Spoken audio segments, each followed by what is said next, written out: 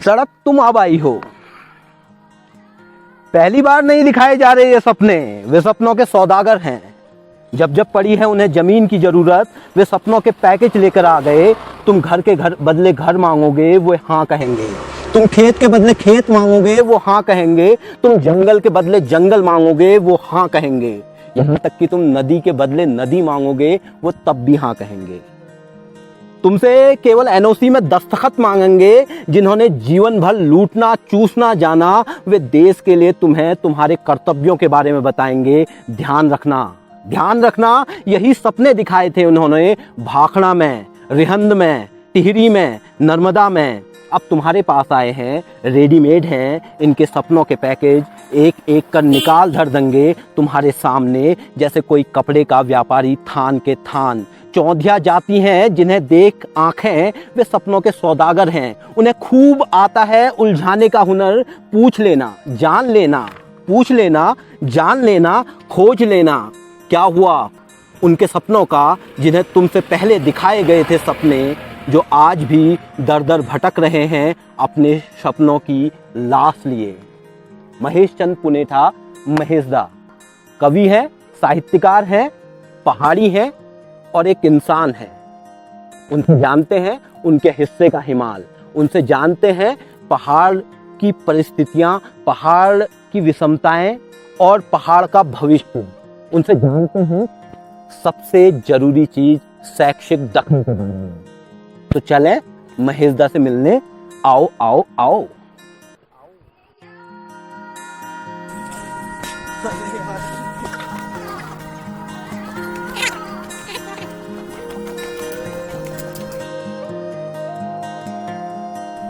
नचिकेता, तुमने चाहे प्रश्नों के उत्तर, इसलिए तुम हजारों सालों तक जिंदा हो। जब तक रहेंगे प्रश्न, तब तक रहोगे तुम। शायद मैं सही बोल गया हूँ। तो प्रश्न आज के टाइम पे प्रश्न खड़ा करना लोकतंत्र पे या फिर बाजारवाद के खिलाफ आपको एक अलग छवि में गढ़ रहा है। वो छवि है कम्युनिस्ट की छवि, और इसको एक गाली की तरफ यूज कर रहा है आदमी। क्या लगता है आपको इसमें? प्रश्न खड़े करना ये बड़ा एक अजीब सा माहौल इधर हो गया है कि जो भी प्रश्न खड़े करता है उसको एक खास तरह के खांचे में फिट कर दिया जाता है, जबकि हमारी पूरी भारतीय परंपरा में प्रश्न करने की एक लंबी परंपरा रही है। आप तमाम शास्त्रार्थ जो हैं हमारे पूरी भारतीय परंपरा में, वो अपने आप में प्रश्नोत्तर की परंपरा है। लेकिन जबकि लोकतंत्र में तो इसको और आगे जाना चाहिए था, पर ये बड़ा दुर्भाग्य है कि आज प्रश्न खड़े करने वालों को एक खास खांचे में ढालना या उनको मान लेना, एक तरह से सत्ता कभी भी अपना विरोध नहीं झेल पाती है। ये आज का ही नहीं, हर दौर में ये रहा है। और केवल राजनीतिक सत्ता नहीं, बल्कि किसी तरह की भी कोई सत्ता हो, चाहे वो सामाजिक सत्ता हो, धार्मिक सत्ता हो, परिवार के अंदर की सत्ता हो। क्योंकि मेरा तो ये मानना है कि सत्ता केवल एक राजनीतिक नहीं होती। सत्ता तो हमारे परिवार से ही शुरू हो जाती है। परिवार में एक सत्ता है, फिर आप समाज में निकलते हो, समाज में, गांव में एक सत्ता है, फिर धर्म की एक अलग सत्ता है, पूरे समाज की बहुत सारी सत्ता है, स्कूल में शिक्षक की सत्ता है। तो ये सत्ताओं का पूरा संजाल जो है, ये एक तरह से प्रश्न न करने पर ही टिका होता है। और हर सत्ताधारी प्रश्नों से खुद को असहज महसूस करता है, क्योंकि वो प्रश्न उसको एक तरह से चुनौती होते हैं। प्रश्न हमेशा जो व्यवस्था चली आ रही है उस पर एक तरह से वो कंकड़ मारने का जैसा काम करते हैं ना। शांत तालाब है, आपने उसमें कंकड़ मार दिया तो उसकी शांति भंग हो जाएगी। तो वही हाल सत्ताओं का भी है। तो ये बहुत अच्छी स्थिति नहीं है, क्योंकि प्रश्न करने से ही हम आगे बढ़ सकते हैं। और आज मानव सभ्यता के जिस स्तर पर है, वो प्रश्नों से ही वहां पहुंचा है। प्रश्न से ही एक तरह से सोचने की जो शुरुआत होती है और फिर उसको खोजने की जो शुरुआत होती है ना, वो प्रश्न से ही होती है।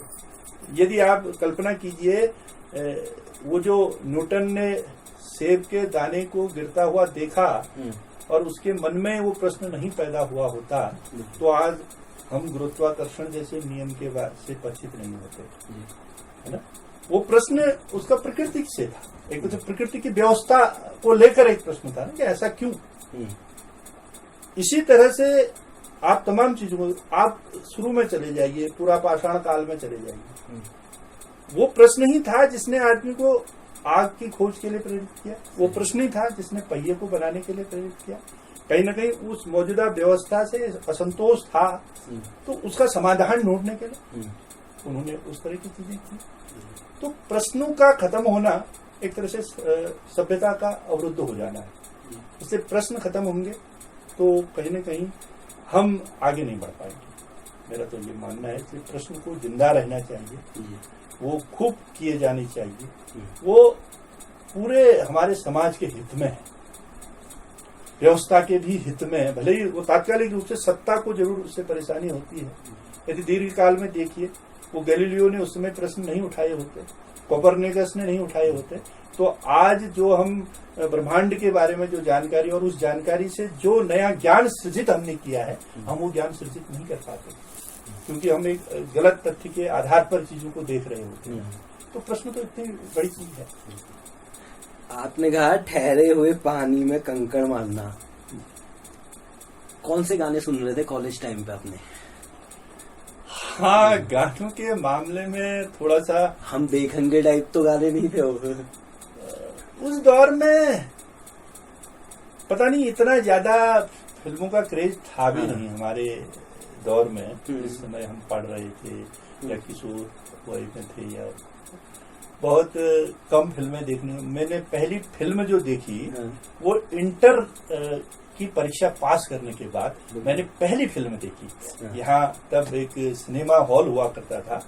पहली बार मैं सिनेमा हॉल में इंटर करने के बाद प्रवेश किया मैंने, और उसके पीछे एक फिल्म को लेकर बड़ी नकारात्मक सोच भी रही।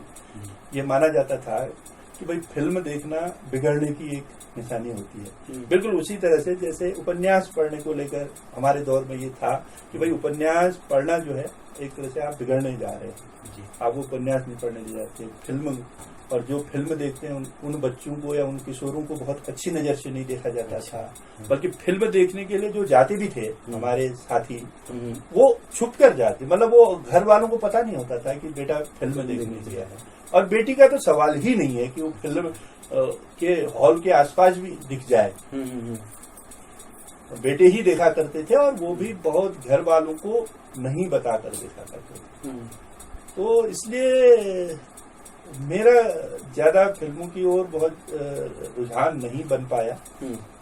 और थोड़ा होता भी है कि आप यदि थोड़ा पढ़ने लिखने में अच्छे होते हैं तो समाज की अपेक्षाएं आपसे बढ़ने लगती हैं, और फिर एक अपेक्षाओं का दबाव ये रहता है कि आप उस पर खरा उतरना भी चाहते हैं। आपको लगता है कि लोग मुझसे ये अपेक्षा कर रहे हैं तो मैं ऐसा नहीं बनूं।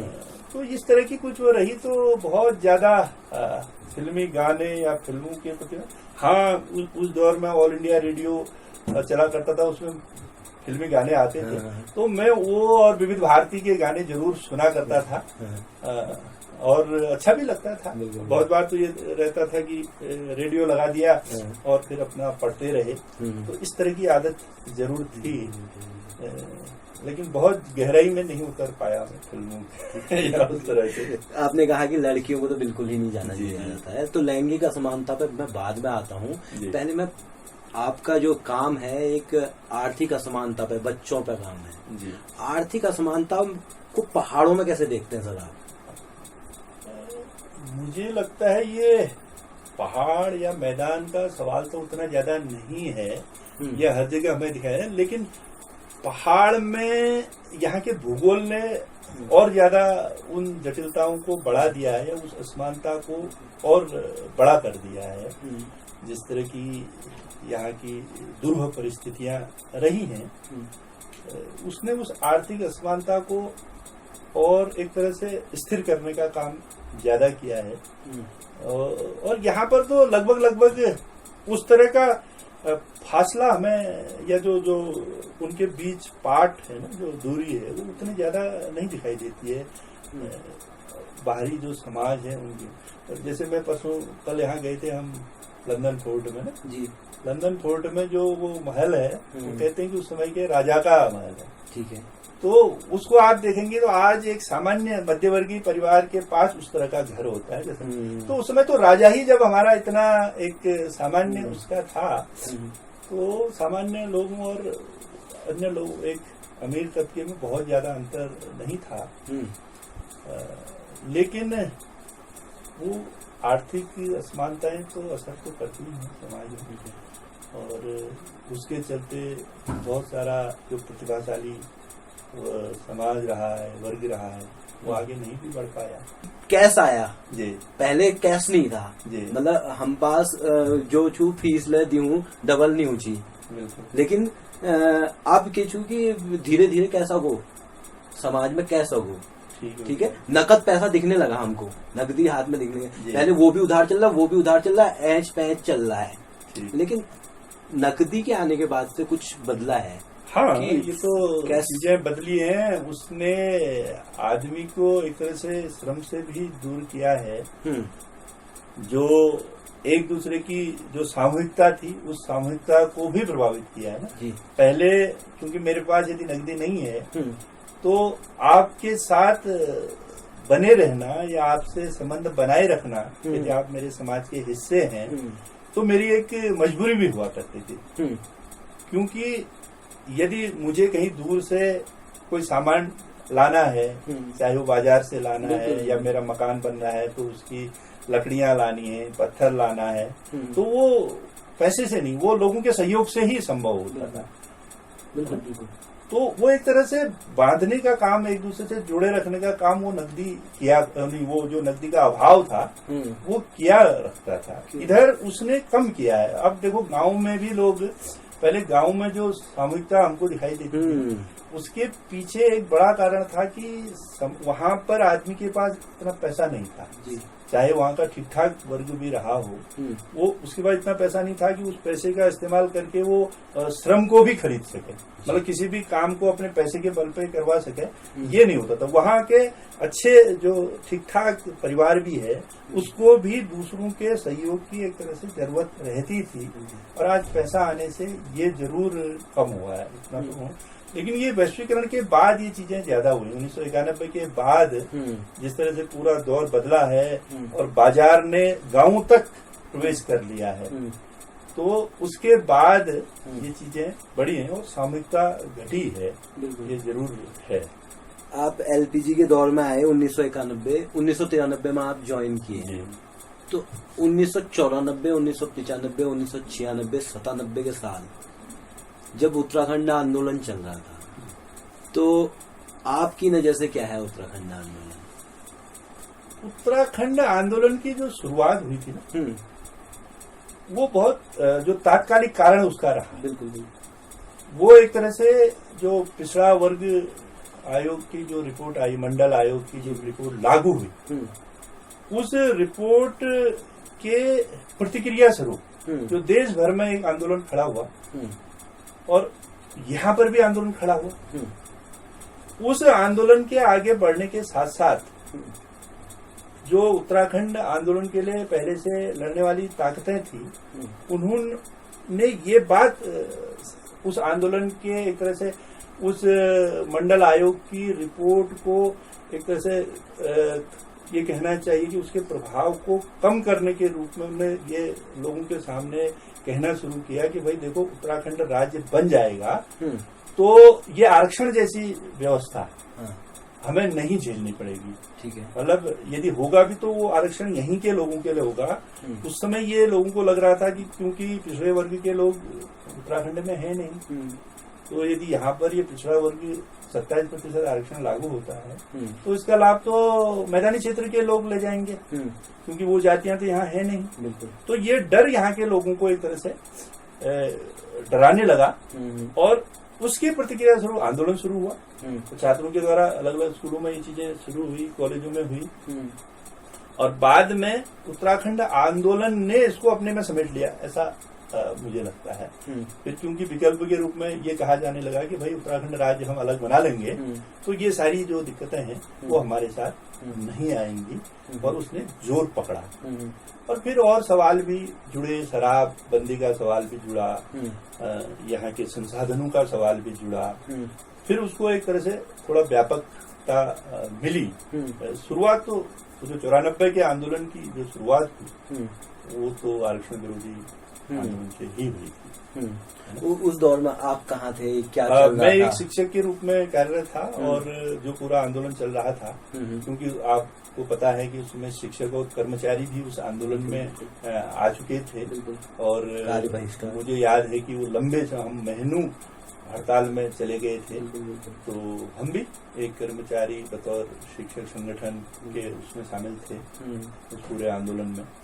इस रूप में हमारी भूमिका थी।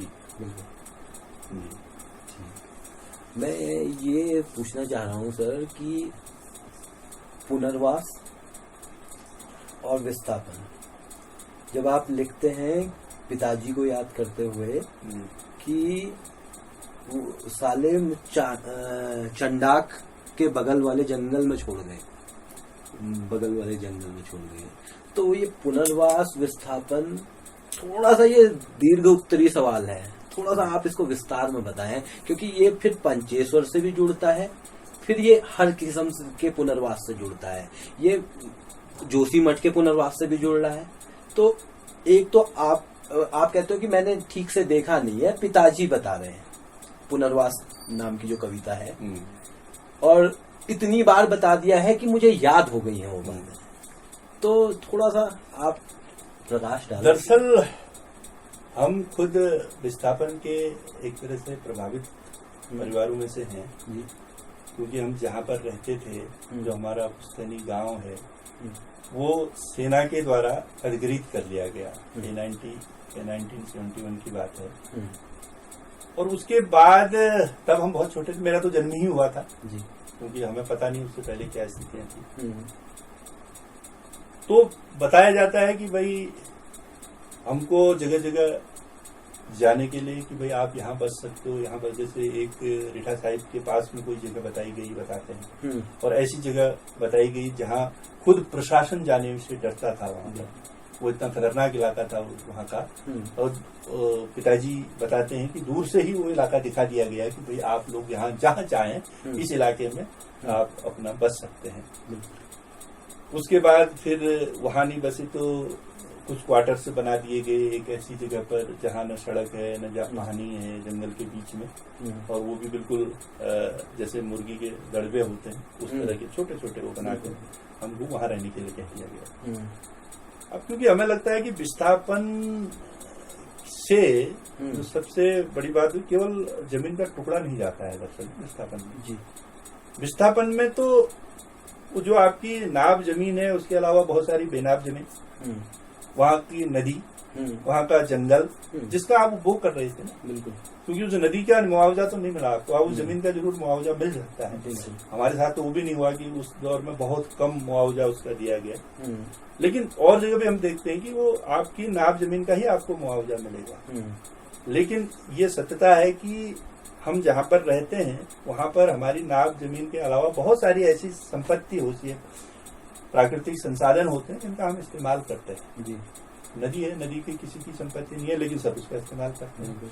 और एक गांव तो नदी पर किस तरह से निर्भर करता है, वो हम आप जो पहाड़ से और नदियों के नजदीक रहने वाले लोग हैं वो अच्छी तरह से जानते हैं कि हमारे लिए तो सब्जी भी नदी से आती है ना, एक तरह से। जो नदी के किनारे रहने वाले लोग हैं, भाई घर में कुछ सब्जी नहीं है, गए वो मछली पकड़ कर लाए, शाम की सब्जी हो गई। बिल्कुल। हमारे गाय का भाई पानी, चारा, बहुत कुछ उसके आसपास उपलब्ध हो रहा है। जी। तो ये सारी चीजें छीनी जाती है ना विस्थापन जब होता है तो। जी। लेकिन जब पुनर्वास होता है, हाँ, वहाँ तो केवल आपको जमीन के बदले जमीन हो सकता है दे दी जाए, लेकिन आपकी नदी के बदले क्या नदी मिलेगी? नहीं मिलेगी। फिर जिस जगह पर आप रहते हैं वहाँ का एक अपना एक सांस्कृतिक परिवेश भी बनता है, उस भूगोल से बनता है वो तो। वहाँ की पूरी जो सांस्कृतिक समृद्धता है, जो वहाँ के लोकगीत हैं, लोक उत्सव हैं, जो तमाम लोक की अपनी तौर तरीके होते हैं, वो जब आप दूसरी जगह विस्थापित बैठाए जाते हैं, पुनर्वासित किए जाते हैं, वहां तो वो क्रिएट नहीं होते ना। हमारे साथ है, जब हम वहां से हटाए गए तो हमारा एक परिवार खटीमा में जाके बसा, एक परिवार हमारा वड्डा चला गया, एक परिवार पिथौरागढ़ चला गया, एक परिवार किसी और क्षेत्र में चला गया, जिसकी जहां जान पहचान या नाते रिश्तेदार थे, उन्होंने उसके नजदीक जमीन खरीद ली और वहां बस गए। तो वहां वो अपने में अकेला परिवार गया एक तरह से, या दो परिवार गए। अब उनकी जो पूरी सामाजिकता थी, जो पूरी सोसाइटी थी, वो तो खत्म हो। अब हम कह रहे हैं हमारा एक परिवार वड्डा में रह रहा है, एक यहाँ नीचे लंपाटा में रह रहा है, एक खटीमा में रह रहा है। अब हम लोग अपने ही भाई बिरादरों के बच्चों को या अगली पीढ़ी के उनको नहीं पहचान पा रहे, क्योंकि अब हमारा मिलना खास अवसरों पर ही होता है, किसी शादी विवाह में मिले या कभी कोई पूजा मंदिर में हो रही है सार्वजनिक, उसमें मिले, और उसमें तो हम मिल ही नहीं पाते। तो ये जो हमारा जो पूरा कल्चर गया ना, जो हम एक साथ रहते हुए जो भले ही लड़ रहे थे, झगड़ रहे थे, फिर भी एक दूसरे के साथ भी खड़े होते थे, वो तो सब खत्म हो गया। अब आप जब दूसरी जगह जाते हैं जहाँ पर आप पुनर्वास करते हैं, आप वहां पर वो समाज आपको स्वीकार नहीं करता है, उस समाज के लिए आप एक तरह से बाहरी व्यक्ति हो जाते हैं, वहां पर अल्पसंख्यक हो जाते हैं आप। वो पूरे एक अल्पसंख्यक होने की जो पीड़ा है वो आपको झेलनी पड़ती है। एक तरफ पूरी बिरादरी भले ही वो गलत भी होगी तो वो एकजुट है सब, और आप सही भी हैं तो आपको अलग थलग कर दिया जाता है। तो ये सब चीजें ये पुनर्वास में नहीं सॉल्व की जा सकती है। तो हमें लगता है विस्थापन केवल जो पुनर्वास होता है वो केवल जमीन अमीन आपने एक जैसे दूसरी जगह आदमी को बैठा दिया, लेकिन तमाम चीजें हैं जिनको आप कभी दे नहीं सकते। तो इसलिए हमारा तो है कि भाई अब ये जरूरी भी है, बहुत सारे समय में भाई विस्थापन करना भी जरूरी हो जाता है। कुछ ऐसी चीजें हैं राष्ट्र या समाज के हित में जिनके लिए हमको लोगों को हटाकर वहां निर्माण कार्य करना है, लेकिन वो अपरिहार्य स्थितियों में होनी चाहिए। मेरा मानना है कि भाई ऐसी जगह पर नए कोई भी जो प्रोजेक्ट हैं वो लगाए जाने चाहिए जहां कम से कम लोग प्रभावित हों, और जो प्रभावित हो रहे हैं उनके लिए पूरी एक प्रभावित भी करना, वो उनको पुनर्वासित भी करना है तो ऐसी जगह किया जाए जहां वो अपना एक समाज उसी रूप में आगे ले जा सकें, है ना। ऐसी स्थितियां मतलब इतनी संवेदनशीलता से पुनर्वास होना चाहिए। अब ये नहीं कि आपने एक जगह से उठाए और जाओ भैया उस जंगल के बीच में आपके लिए बना दिए, हमने बताया ना रहो मौज करो, ये तो कोई तरीका नहीं है ना। भाई हमारा भूगोल जैसा था, हमें उस तरह का भूगोल मुहैया कराने की कोशिश की जानी चाहिए। तो फिर नदी के बदले नदी तो नहीं नहीं मिल सकती है, तो नदी के नजदीक कहीं हमें ऐसी जगह मिल जाए, है ना। कोई दूसरी नदी हो सकती है, बिल्कुल ऐसा भी संभव है। वही मैं कह रहा हूँ ना कि इसमें संवेदनशीलता की जरूरत है कि आप एक नदी के नजदीक रहने वाले व्यक्ति को एक सूखे पहाड़ में यदि रहने के लिए भेजेंगे ना, उसका तो वैसे ही मनोविज्ञान बिल्कुल बदल जाएगा। उसको तो लगेगा कि मैं कहाँ आ गया, किस नई दुनिया में आ गया ना। उसके लिए तो बिल्कुल अलग जगह है। आप देखिए जो हमारे गीत भी होते हैं ना, लोकगीत हैं, उनके यदि आप बोल देखेंगे, उनकी लय देखेंगे ना, तो उसके भूगोल के अनुसार बदलती है। वो एक नदी के नहीं दर्शन वाले मामले में तो बड़ा कमजोर हूँ। एक लोकगीत हो जाए, मैंने कभी कुछ गाया नहीं, मैं जरूर सुनता हूँ, लेकिन गाने के मामले में बहुत कमजोर हूँ। तो मैं कह रहा हूँ कि जब गीतों के साथ इतना होता है, मतलब हमारी पूरा मनोविज्ञान भी भूगोल निर्धारित करता है। बिल्कुल बिल्कुल। तो जब आप ऐसा करेंगे या किसी पहाड़ी व्यक्ति को, पहाड़ों में रहने वाले व्यक्ति को आपने किसी मैदान के उसमें भेज दिया, जैसे यहाँ से एक दौर में तराई भाबर में खूब विस्थापन या ऐसे लोगों को बसने के लिए कहा जाता था, तो उनके साथ क्या गुजरती होगी वो समझा जा सकता है। बिल्कुल। तो पुनर्वास नीति बनाने के लिए बहुत संवेदनशीलता की जरूरत है, उस पर ध्यान दिए जाने की जरूरत है। पहले कोशिश तो ये होनी चाहिए कि भाई ऐसी नौबत ही ना आए कि भाई लोगों को हटाना पड़े आपको इतनी व्यापक रूप में। ठीक है, बहुत जरूरी जहाँ होता है तो फिर वहां पर आप ये भी वो देखिए कि कैसे इन लोगों को हम और बल्कि यहाँ से बेहतर यदि कोई परिस्थिति दे सके तो वहां पर इनको बैठा सकें और पूरे समाज के रूप में उनको वहां पर स्थापित कर सकें। ये कोशिशें तो की जा सकती हैं। तो ऐसा कुछ लगता है। आम खा रहे हैं आजकल? आम आजकल आम तो खूब आनंद लिया ही जा रहा है, सीजन में खूब सस्ते भी हो रहे हैं। चूस के खाते हैं या काट के खाते हैं तो नहीं पूछूंगा, मैं इसको पहाड़ीपन देता हूँ कि चाय टपकी के साथ खा रहे हैं या चीनी वाली पी रहे हैं। चाय तो पी नहीं रहे हैं। चाय पीता नहीं हूँ, दरअसल चाय का शौक नहीं है। ग्रीन टी में आ गए हैं। हाँ, ग्रीन टी भी बहुत नियमित रूप से तो नहीं, बिल्कुल। लेकिन अदरक का पानी नियमित रूप से पिलाती है हमारी अदरक शीला जो है, हाँ। वो पिलाते रहे। उनके आग्रह में वो जरूर शुरू किया है, हाँ। लंबे समय से। मैडम के लिए आपने एक कविता लिखी है। हाँ, उसका टाइटल मैं भूल, तुम्हारे जैसा होना चाहता हूँ, कुछ ऐसा कुछ है टाइटल उसका। मैं भूल रहा हूँ। मेरी एक फ्रेंड है, तो उन्होंने वो कविता पढ़ी और उसका विश्लेषण किया, तो फिर क्यों नहीं हो पा रहे हैं कविता लिखने के बाद लिखनी क्यों पड़ी? बहुत अच्छा सवाल है। दरअसल ये होता है ना, हम जो लिखते हैं दरअसल वो एक तरह से हमारा आदर्श भी होता है, एक सपना भी होता है। हम दरअसल ऐसा समाज चाह रहे होते हैं। जो कोई भी लेखक, कोई भी रचनाकार जिन बातों को अपनी रचनाओं के माध्यम से व्यक्त करता है, दरअसल उसका वो सपना है। वो एक ऐसे समाज की कल्पना कर रहा होता है। अब वो चीजें उसी रूप में यथार्थ में उतर जाएं, उतरनी तो चाहिए, मैं इस बात का बहुत बड़ा समर्थक हूँ, उतरनी चाहिए, लेकिन उतार लेना ये पूरी तरह से हमारे वश की बात भी नहीं होती। हमारे परिस्थितियां, हमारा समाज हमारे व्यवहार के लिए बहुत हद तक जिम्मेदार है, वो हमको प्रभावित करता है। अब उसके लिए हाँ, या तो वैसा ही साहस हो, और ऐसा साहस हर व्यक्ति के अंदर होगा, ये कहना भी थोड़ा कठिन है। और एक रचनाकार से इतनी ज्यादा अपेक्षा करना भी मुझे लगता है थोड़ा सा, उसको आप कुछ सामान्य से कुछ अधिक समझ ले रहे हैं, ऐसा होता नहीं है ना। कोशिश, हाँ, इतना मैं जरूर कहूंगा कि कोशिश उसको जरूर करनी चाहिए, उस दिशा में आगे बढ़ने की, जैसी बातें वो अपने साहित्य में कह रहा है, कोशिश ये करनी चाहिए कि भाई उसको उतार सके अपने जीवन में, व्यवहार में, जमीन में, है ना। हाँ, उसका व्यवहार उसके प्रतिकूल बिल्कुल नहीं होना चाहिए। प्रतिकूल हो रहा है तो ये तो फिर तो बहुत बड़ी गड़बड़ है। हाँ, ठीक है, वो उसको उस रूप में नहीं उतार पा रहा है जैसी वो कल्पना कर रहा है, जैसा वो चाह रहा है, तो ये तो एक हद तक मुझे लगता है कि भाई ये इतना उसको स्पेस मिलना चाहिए रचनाकार को, क्योंकि रचनाकार मैं कह रहा हूँ इसी जमीन, इसी समाज से निकला हुआ है।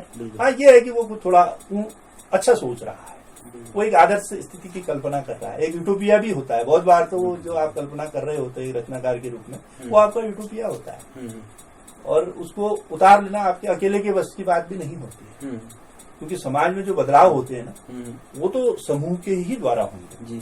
एक व्यक्ति कभी कोई बदलाव नहीं आता है।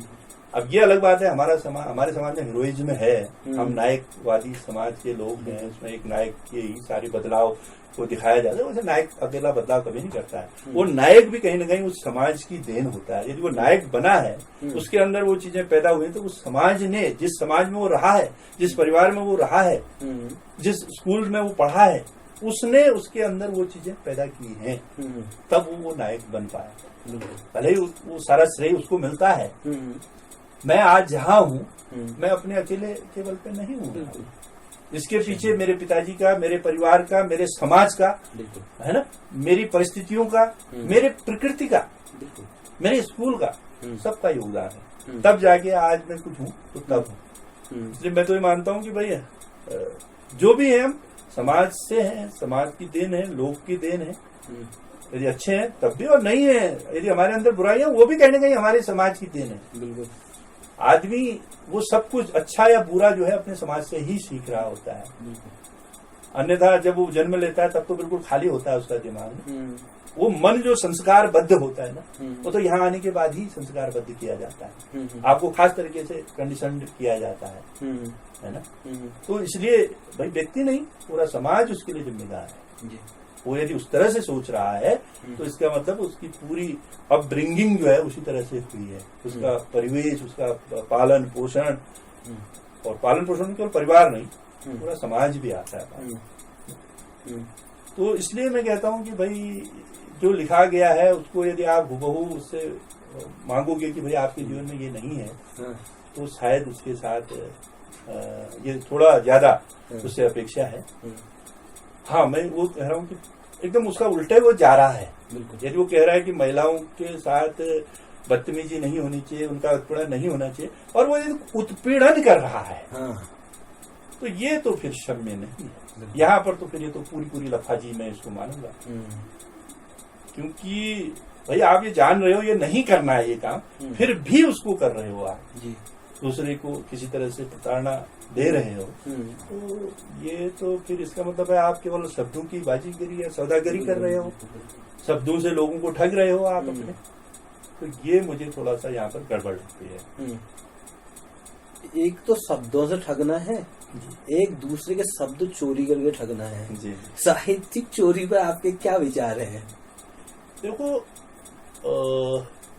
जहाँ तक साहित्य का भी सवाल है ना, वैसे हम मौलिकता की बात करते हैं, नवीनता की बात भी करते हैं, मुझे लग रहा है एकदम मौलिक तो कुछ नहीं होता है। बिल्कुल, हाँ जी, हाँ जी। कहीं न कहीं से हम, क्योंकि हमारे पास जो भाषा है वो हमने थोड़ी इजाद की है, वो भाषा वो तो हमारे समाज ने हमको दी है ना। उसी तरह से बहुत सारे जो विचार हैं, वो विचार भी हमें समाज से मिले हुए हैं, अलग अलग जगह से मिले हैं, अलग अलग तरीके से मिले हैं। हमने वहां से हो सकता है कुछ एक नई एक आगे की लकीर खींची हो, वो हो सकता है। तो यदि वो पीछे का नहीं होता तो जो आज आगे की जो पगडंडी है वो तो फिर हवा में होती। यदि पीछे की पगडंडी हम कहें कि नहीं ये तो मेरा पूरा मौलिक है भाई, जो पगडंडी है, अरे भाई ये पगडंडी तब बनी है ना जब पीछे से पगडंडी आई है। इस तरह से हाँ, जहां तक सीधे सीधे उठा लेना, पूरी तरह से थोड़ा सा शब्दों के हेर फेर करके उस चीज को, ये तो गलत ही है। ये तो उसी तरह की चोरी है जैसे किसी वस्तु की चोरी करते हैं, है ना। वही साहित्य में विचार या भावों की चोरी करना, ये भी मेरे नजर में गलत ही है। टकराए कोई आपको एक आध? ऐसे आते रहते हैं, ये सोशल मीडिया के दौर में तो मिल जाते हैं। और किताब के दौर पे, किताब के तौर पे अभी तक है इतना ऐसा मेरे साथ तो व्यक्तिगत रूप से नहीं हुआ है, लेकिन किस्से आए हैं सामने। हाँ, क्यों नहीं, लोगों के किस्से हमें सुनाई देते रहते हैं। फिर मुझे तो ये भी लगता है कभी कभी बहुत सारे लोग तो अनजाने में भी ये काम करते हैं। कुछ ऐसे भी लोग होते हैं, उनको पता ही नहीं होता है कि ये करना जो है चोरी है। उनको लगता है ठीक है भाई ये बात है, मैं भी ये बात मेरे अनुसार मेरी जैसी है, मैं भी इसको आगे बढ़ा देता हूँ। वो आपको श्रेय नहीं दे रहा है, वो बढ़ा दे रहा है आगे। तो ये थोड़ा सा मैं उस तरह की चोरी इसको नहीं मानूंगा। और कभी कभी ऐसा भी लगता है कि यार हमारी बात जो है कुछ ऐसी बन पड़ी कि दूसरे आदमी को भी लगा यार मैं भी कहता हूँ ये अच्छी बात है ना। तो अच्छा भी लगता है ये। कभी कभी तो मुझे चोरी, जैसे सड़क वाली कविता मेरी काफी लोगों ने अपने नाम से लगाई, तो मुझे बहुत ज्यादा ऐसा भी नहीं लगा कि भाई इनके खिलाफ कुछ मैं कोई अभियान छेड़ दूं कि ये चोर महाचोर मिल गए यार मुझे जिन्होंने मेरी कविता, मुझे ऐसा कभी लगा भी। ठीक है, हाँ थोड़ा लगता ही था, होता ही है, अपनी कोई सृजन आपने किया है। यदि अब एक यही तो मिलता है एक लेखक को एक पहचान के रूप में, यही है कि उसके साथ आपको भी लोग जानते हैं। लेकिन ये भी इतना बड़ा कुछ मामला नहीं है। कोई भी चीज जब रची जाती है तो फिर तो समाज की हो जाती है, समाज उसका इस्तेमाल करता है किस तरह। यदि वो अच्छा इस्तेमाल कर रहा है तो वहां पर भी अपने को खुशी ही होती है, चलो यार मेरे कहे गए शब्द किसी को राह दिखा रहे हैं या किसी के काम आ रहे हैं, तो अच्छा है। और वैसे भी लिखने के पीछे बहुत ज्यादा ये भी नहीं रहा कि यार खूब नेम फेम हो जाए, पैसा कमा लो। पैसा तो कभी भी नहीं रहा। पहले नेम का थोड़ा सा वो रहता ही था, नेम फेम भी, लेकिन अब ऐसा भी नहीं लगता है। अब लगता है कि यार उससे ज्यादा जरूरी चीजें हैं, और जो हमने लिखा है पता नहीं उससे कितना कितना बेहतर लिखा जा चुका है, लोग लिख रहे हैं। तो हमारे लिखने या न लिखने या उसके कारण जान में बहुत अंतर पड़ता नहीं है। ये एक अपना ही एक खुद की संतुष्टि ज्यादा है यार। अस्तित्ववाद टाइप का लग रहा है नहीं ऐसा। आप कंफर्टेबल है? हाँ, वो नहीं ब्रेक लेना है तो अब आपके फील्ड में आता हूँ मैं सीधे। हाँ बिल्कुल।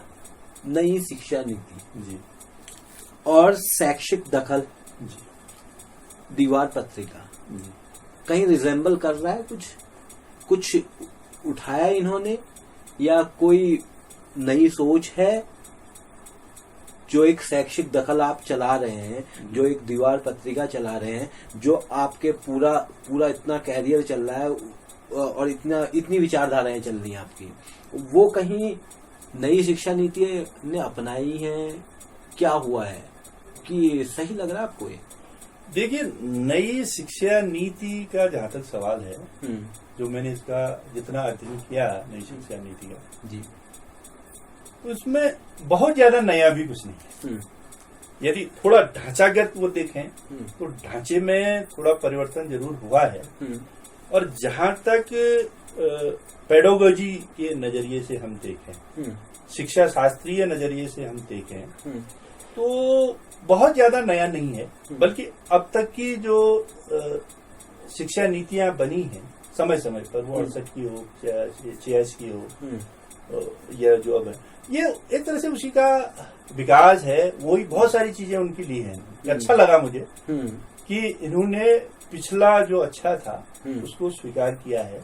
हाँ, इसमें थोड़ा वो भारतीयता को लेकर ज्यादा बल दिया गया है। भारतीय परंपरा, भारतीय संस्कृति, इस पर अधिक बल दिखाई देता है। ऐसा नहीं कि पहले नहीं था, पहले की नीतियों में भी ये बातें कही जाती थी, है ना। अब ये दूसरा सवाल है कि वो भारतीय संस्कृति क्या है। ये अपने आप में बहुत बहस का विषय। आप किसको भारतीय संस्कृति मानते हैं, है ना। आप कहाँ तक, वो रेखा कौन सी होगी जिसको आप कहेंगे हाँ ये भारतीय नहीं, यहाँ के बाद ये भारतीय संस्कृति नहीं। जबकि हमें तो ये लगता है कि कल तक जो हुआ है, जो उसमें जुड़ा है, वो सब भारतीय संस्कृति है ना। कल तक की सारी चीजें जो हैं वो कहाँ से आई, क्या आई, ये दूसरे सवाल है। क्योंकि आने जाने का जो मामला है ये तो भाई चलता रहता है। कुछ आपके यहाँ से मेरे यहाँ आई, कुछ मेरे यहाँ से आपके पास गई। अब कौन सी चीज मेरी है, कौन सी चीज आपकी है, कैसे हम तय करेंगे? क्योंकि आपकी चीज में मेरा प्रभाव है, मेरी चीज में आपका प्रभाव है। मेरी बातें आपकी बातों से मिलकर बनी है, आप जो बात कर रहे हैं तो मेरी बातें भी आती हैं। तो आप ये कैसे अंतर करेंगे कि यही भारतीय संस्कृति? अब विवाद यहाँ, अब लेकिन इसमें अच्छी बात यह है कि कोई स्पष्ट रूप से ऐसे तो कहा नहीं है कि हम किसको भारतीय संस्कृति मानेंगे, लेकिन उस पर जोर दिया है। एक चीज जो इसमें नया है जिस पर ज्यादा फोकस है। दूसरा, इसमें कुछ चीजें जो पहले उतने खुले रूप में नहीं थी, अब खुले रूप में आ गए। जैसे निजीकरण का सवाल जो है, शिक्षा के निजीकरण का जो सवाल था, जो पहले से शुरू हो गया था, ऐसा नहीं कहेंगे कि अभी शुरू हो रहा है। वो तो हमें 86 के बाद से ही उसके संकेत दिखाई देने लग गए थे। ठीक है ना। उसके बाद वो तमाम 92 में, उसके बाद 98 में, उसके क्या बाद ऐसा क्या है वो 86 में, जरा बताएं। हाँ, वही मैं कह रहा हूँ ना, जो धीरे धीरे आप सरकारी जो धन है या सरकारी हस्तक्षेप है उसको कम करके निजी क्षेत्र में भी, निजी क्षेत्र के आने के लिए दरवाजे जो आप खोलना शुरू कर देते हैं ना, वो भले ही बहुत पीपीपी जैसे मॉडल के रूप में करते हैं आप, या फिर समाज के सहयोग के रूप में करते हैं आप, है ना, या फिर आप निजी क्षेत्र को भी शिक्षा में अपने तरीके से काम करने की छूट देने के रूप में करते हैं, है ना, या फिर आप विश्व बैंक का जो पैसा है वो शिक्षा में लगाने की बात करते हैं।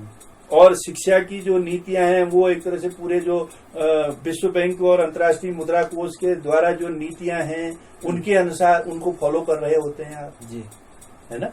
ऐसी बहुत सारी चीजें हैं क्योंकि वो पूरा बहुत बारीकी का मामला हो जाएगा। तो वो चीजें यहाँ आते आते अब बढ़ गई हैं। बिल्कुल।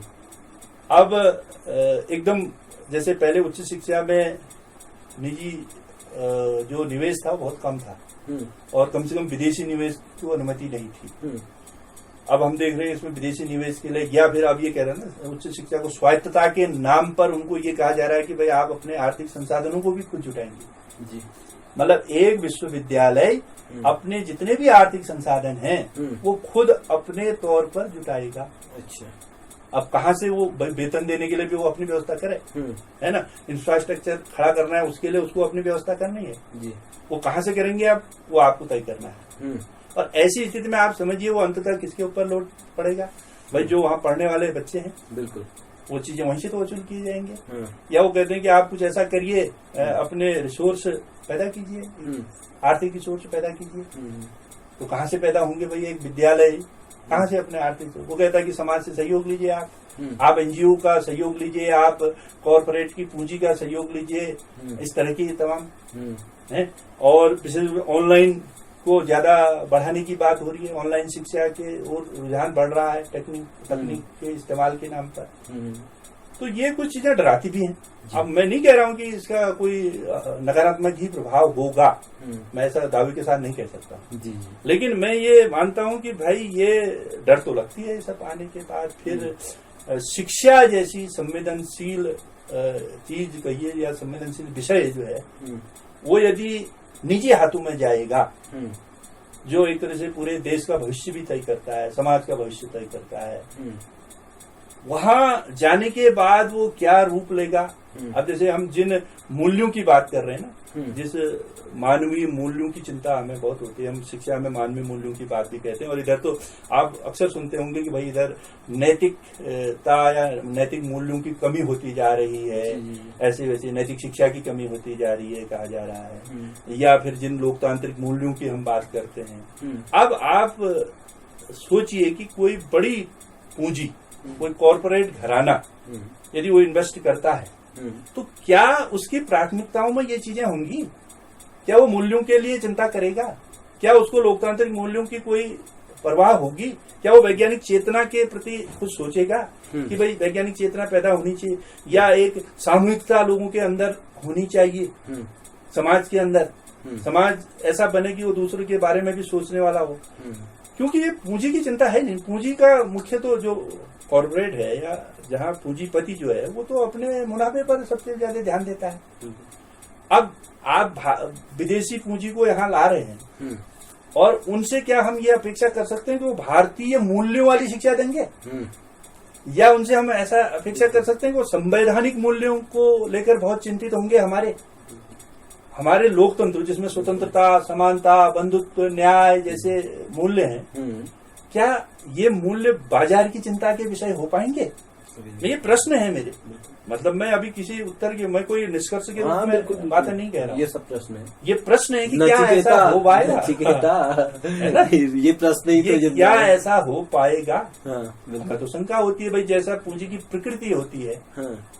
लेकिन आप ये भी देखिए ना कि 86 की बात कर रहे थे आप, तो 86 में एक पायलट रन था निजीकरण का, ठीक है, जो 91-92 में आपका तेजी में आ गया। लेकिन समाज ने एक्सेप्ट किया है, पायलट रन ओके गया है, पायलट रन टेस्टेड ओके हुआ है।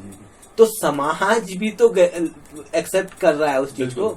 देखिए ना, समाज के ऊपर थोड़ा सा हम इन चीजों को पूरी तरह से नहीं छोड़ सकते हैं ना, क्योंकि कुछ चीजें ऐसी होती हैं जो शायद एक समाज के बड़े तबके के समझ में सीधे सीधे नहीं आती है। वो बहुत दूर तक नहीं देखता है। एक सामान्य जो तबका है वो उतनी गहराई में भी नहीं जा पाता है उनके। उसको तो तात्कालिक लाभ दिखाई देते हैं, और यदि उसको तात्कालिक लाभ मिल रहे हैं तो वो खुश रहता है। बिल्कुल, ये चीजें देखने का काम तो जो एक समाज का बौद्धिक रूप से क्रीमी लेयर होता है ना, उसको दूर तक दिखाई भी देते हैं, वो समझ भी रहा होता है इसको, और वो आने वाले 10 सालों बाद क्या होगा इसकी कल्पना भी कर पाता है, वो उसका अनुमान भी लगा पाता है। तो उसकी चिंता में तो ये चीजें हैं।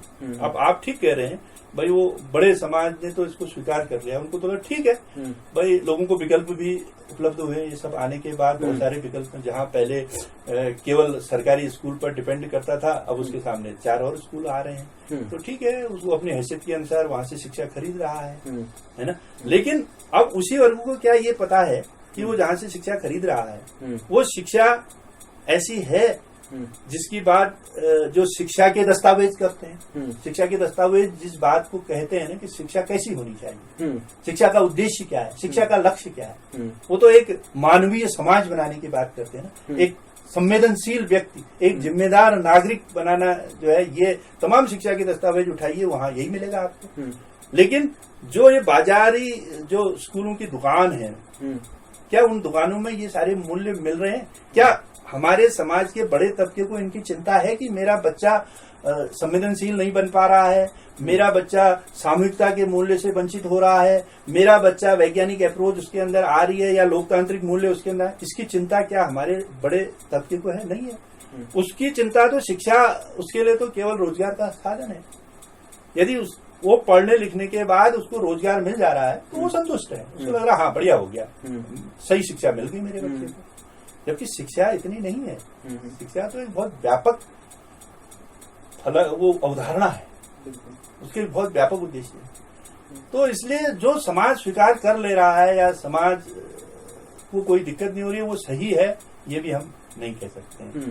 भाई समाज तो बहुत सारे अंधविश्वासों को भी स्वीकार करता है, बहुत सारी रूढ़वादियों को भी स्वीकार करता है। आप देखिए हमारे समाज में बड़ी संख्या में ऐसे लोग मिल जाएंगे जो जिनको अंधविश्वासों की कोई दिक्कत ही नहीं है, वो उसको फॉलो कर रहे हैं, बल्कि उसमें पढ़े लिखे लोग भी हैं जो उस अंधविश्वास को मान ले रहे हैं अपनी परंपरा के नाम पर, अपनी संस्कृति के नाम पर। तो क्या हम उसको अब सही कह लेंगे कि हाँ ये ठीक है भाई क्योंकि इसको बड़ा समाज मान रहा है, समाज का बड़ा वर्ग इसको मान रहा है? वो तो एक तरह से उसको मनवाया भी जा रहा है, उससे पूछ कौन रहा है? जो नीति नियंता हैं, जो चीजों को निर्धारित करने वाले हैं, उनके हित तो दूसरे तरह की चीजों में है, वो दूसरी तरह की चीजें उनके सामने प्रस्तुत कर रहे हैं। आज ही देखिए जो पूरा समाचार जो हमारा सूचना तंत्र है, जो मीडिया है, वो वैज्ञानिक अप्रोच को लेकर कितना चिंतित है। कितने उनके यहाँ ऐसा कंटेंट आ रहा है जिसको सुनकर, पढ़कर, देखकर हमारे दर्शक वर्ग में वैज्ञानिक चेतना पैदा हो रही है, बल्कि वो तो ऐसा कंटेंट दे रहा है जिसमें और ज्यादा पीछे की ओर जा रहे हो, क्योंकि उस कंटेंट को लोग सुनना पसंद कर रहे हैं। मतलब क्योंकि वो पहले से उसी तरह के ढर्रे में है, उनको वो उनके अपने अनुकूल लग रहा है, तो उसको मानता जा रहा है। बड़ा अच्छा क्वेश्चन आ गया मेरे दिमाग में, लोक संस्कृति और अंधविश्वास को कैसे अलग कर रहे हैं आप? हाँ देखिए, लोक संस्कृति और लोक संस्कृति शायद ये न्यू एजुकेशन पॉलिसी का भी सब्जेक्ट है। देखो लोक संस्कृति भी, इस पर भी हमें बहुत सचेत होकर विचार करना पड़ेगा। लोक संस्कृति में बहुत कुछ ऐसा भी है जो प्रतिगामी है, जो हमको पीछे की ओर ले जाने वाला है। लोक संस्कृति के नाम पर हम उन अंधविश्वासी, रूढ़वादी जो चीजें हैं, जो विचार हैं, उनको हम आगे नहीं ले जा सकते। बिल्कुल भाई लोक संस्कृति कोई पवित्र पूजा की चीज नहीं है, उसको हमने बहुत सचेत रूप से उसका, नहीं तो वो दुधारी तलवार बन जाएगी। दुधारी, वो गंगू की दुधारी खुकरी वाला जो वो डायलॉग सुना होगा आपने, वो बन जाएगी वो, है ना। लोक संस्कृति के नाम पर भी हमको बचाने के नाम पर हर चीज नहीं बचानी है, हर चीज को आगे नहीं ले जाना है। उसमें जो गड़बड़ियां हैं उनको हमें दूर भी करना पड़ेगा, उनको छोड़ना भी पड़ेगा हमें। और जो उसमें अच्छी चीजें हैं, अब लोक संस्कृति मतलब केवल लोकगीत, लोक पर्व, लोक व्यंजन या लोक खान पान ही नहीं होते हैं, उसमें विचार भी होता है। उसमें एक लोक में एक जो सबसे बड़ी बात है ना, उसकी प्रतिरोध भी तो एक उसका जो मूल्य है ना लोक का, जो सामूहिकता है, उसको तो नहीं बचा रहे हैं हम, सामूहिकता को नहीं बचा, जो जबकि लोक का ही मूल्य है।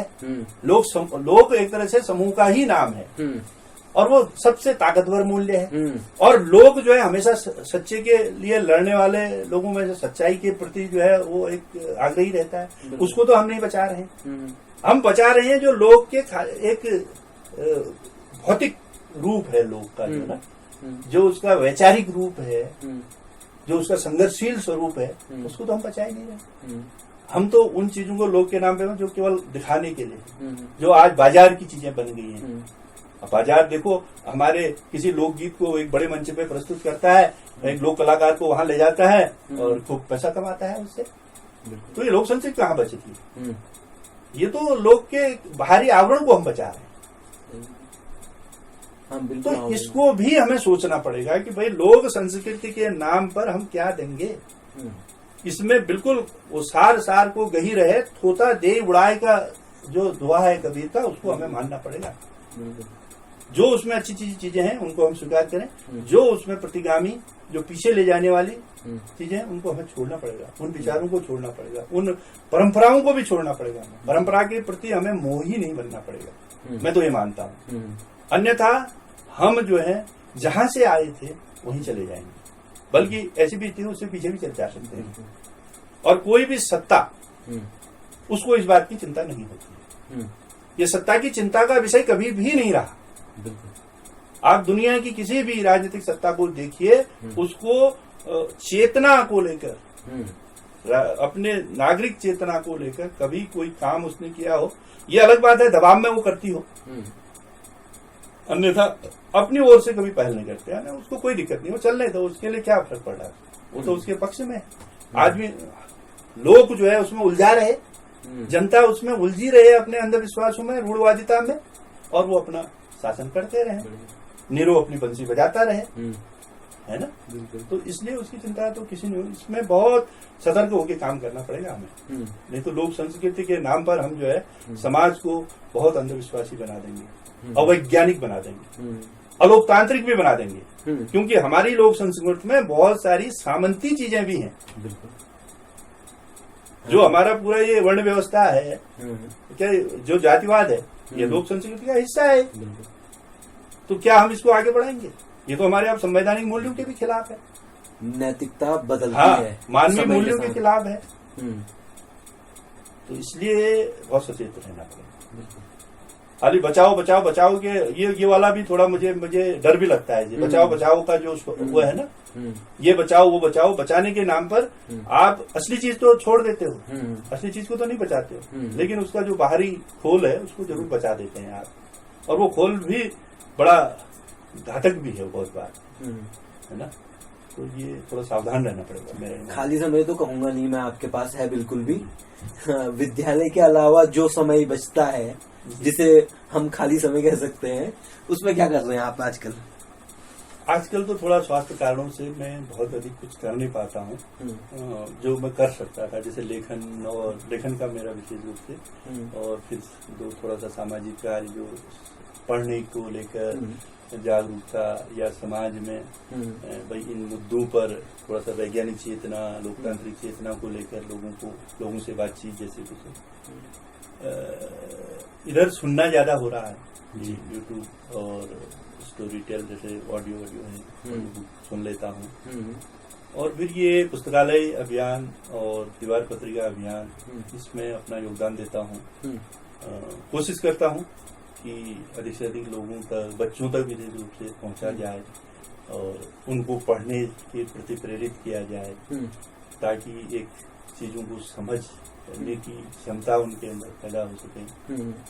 तो बस इसी के इर्द गिर्द काम रहते हैं मेरे, ज्यादा और काम ऐसा कुछ खास तो है नहीं।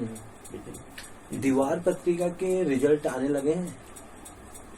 हाँ, जहाँ पर दीवार पत्रिका वास्तव में एक सही प्रक्रिया के तहत चल रही है, वहाँ तो उसके बहुत शानदार रिजल्ट हमारे सामने हैं।